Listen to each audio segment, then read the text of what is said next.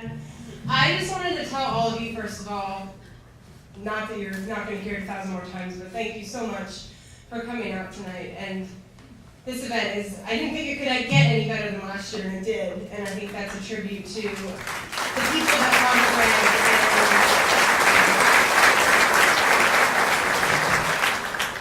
I think that's a tribute to the Griffith family and how much the people in this community care about him.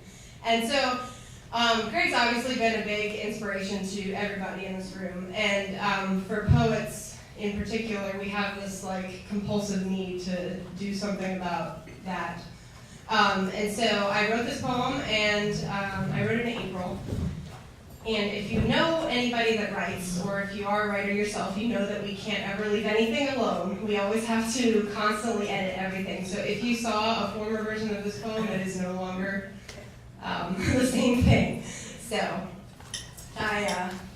before I started editing it, I'm part of a slam poetry team at Davidson, and we're competitive and stuff. And so before I started working on it, I asked them for advice about it. And one of my favorite teammates said this: "You write the poem for a living man, a man that is living his life to the fullest in a way that many of us never do. This is what you celebrate. Yes, his body is invaded with this disease, but his spirit isn't. Inspire people to live rather than reflect on death. Speak his truth." So, here we go.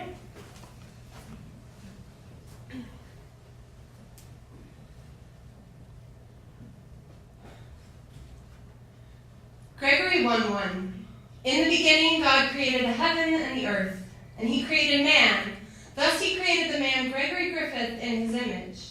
Then God created cancer, because he desired an earthly force so powerful and overwhelming so as to be a physical manifestation of Satan.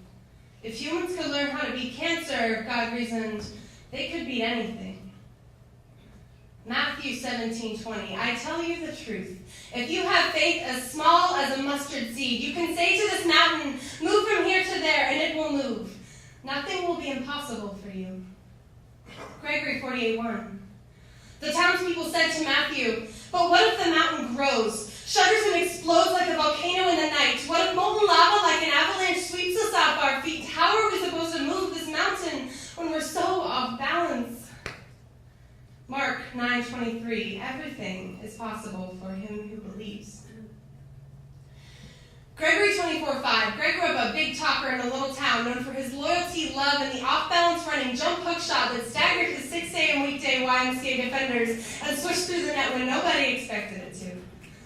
Once by accident, he hit a golf ball from the course into the woods. It rattled through the trees like a determined thought through a tired brain, but as Greg turned to walk away, there sat the tiny white ball at the edge of the green as if to say, you were just off balance that time.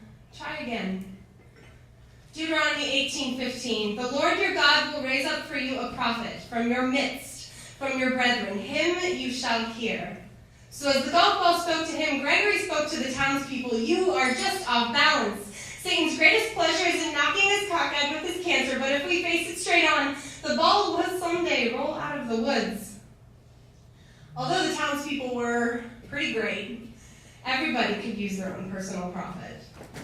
Somebody to remind us that sometimes a Guinness and a cigar on the back porch is the most wonderful thing in the universe. Tell us to see the sunrise, watch for cardinals, eat too much pizza, hug a friend, go fishing. Take that off-balance shot, because an off-balance shot is better than no shot at all. This is the word of Gregory the prophet, as many others have taught before him.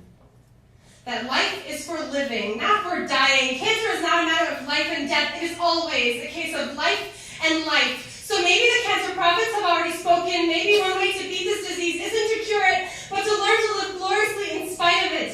If we look at it, crooked, cancer's a tragedy, but face it straight on and it gives us time. Suddenly we can spare it to visit for as long as Cathy can talk.